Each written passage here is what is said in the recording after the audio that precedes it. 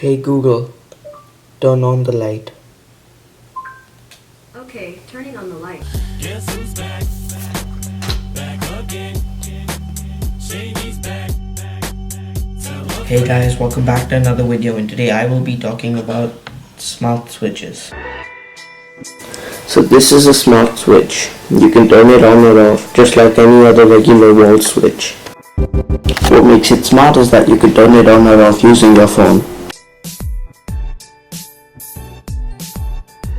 To get it to work, what you first do is connect it to the outlet you want to connect it to. And then you connect whatever device you want it to be connected to. So you can set these up with whatever electrical device you want, be it a TV or an AC. So I have mine connected to a light right here, and I can turn it on or off using this app.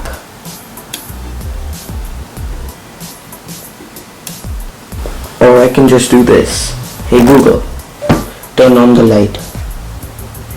Sure, turning on the desk light.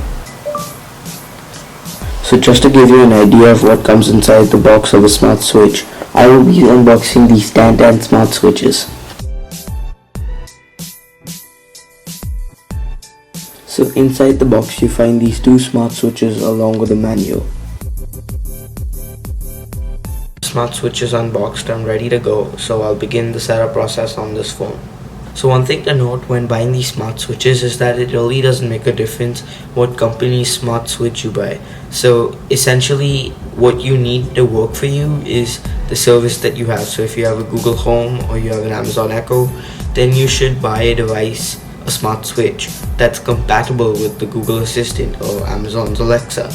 And those cost close to $8 to $15 on the cheaper end, but if you have a HomePod or an iOS device at home, then you should look at buying the ones that are compatible with Siri, and those would cost you close to $25 to $30.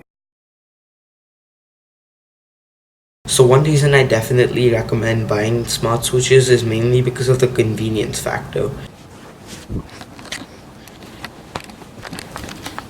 Hey Google, turn off the lights. Sure,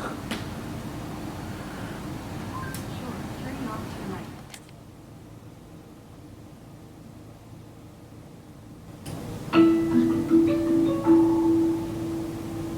Hey Google, stop.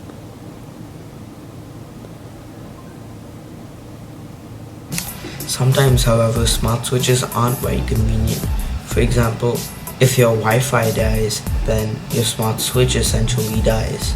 Or if your phone is dead and you don't have a smart speaker around, then you're not going to be able to turn on the switch. So sometimes while smart switches have disadvantages, most of the times they work properly, and I feel like for a price at around $8, they're a really cool addition to your house. Especially if you're looking to build a cost-effective entry-level smart home, then smart switches are the first things I recommend you should buy.